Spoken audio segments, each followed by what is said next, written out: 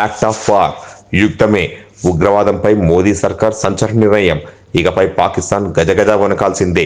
కేంద్ర రక్షణ శాఖ మంత్రి రాజ్నాథ్ సింగ్, త్రివిధ దళాధిపతి ప్రధాని నరేంద్ర మోదీ శనివారం నాడు ఉన్నత స్థాయి సమీక్ష సమావేశం నిర్వహించారు.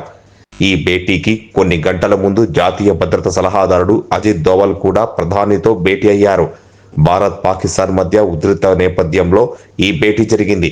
పహల్గామ్ ఉగ్రదాడి తర్వాత భారత్ పాకిస్తాన్లపై యుద్ధం పతాక స్థాయికి చేరుకుంటుంది. రోజు రోజుకి బార్డర్లో ఉధృత పరిస్థితులు ఎదుర్కొంటున్నాయి. భారత్ ఆపరేషన్ సింధూర్తో బుద్ధి చెప్పినా పాక్ వక్ర బుద్ధి మాత్రం మారడం లేదు.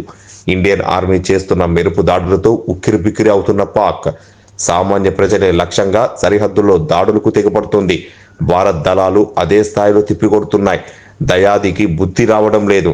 ఈ క్రమంలో కేంద్రంలోని నరేంద్ర మోదీ ప్రభుత్వం సంచలన నిర్ణయం తీసుకుంది. ఉగ్రవాదానికి సంబంధించి కేంద్రం కీలక నిర్ణయం తీసుకుంది. ఇక నుంచి దేశంపై జరిగే ఉగ్ర దాడులను యుద్ధంగానే పరిగణించాలని నిర్ణయించింది.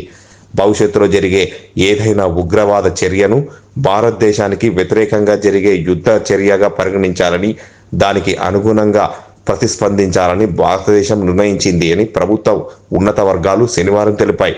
భారతదేశం పాకిస్తాన్ మధ్య ఉద్రిక్తతలు పెరుగుతున్న నేపథ్యంలో ప్రధానమంత్రి నరేంద్ర మోదీ శనివారం న్యూఢిల్లీలో తన నివాసంలో కేంద్ర రక్షణ శాఖ మంత్రి రాజ్నాథ్ సింగ్, జాతీయ భద్రతా సలహాదారుడు Ajit Doval, chief of defence staff, భారత సాయుధ దళాల అధిపతులతో సమావేశమయ్యారు.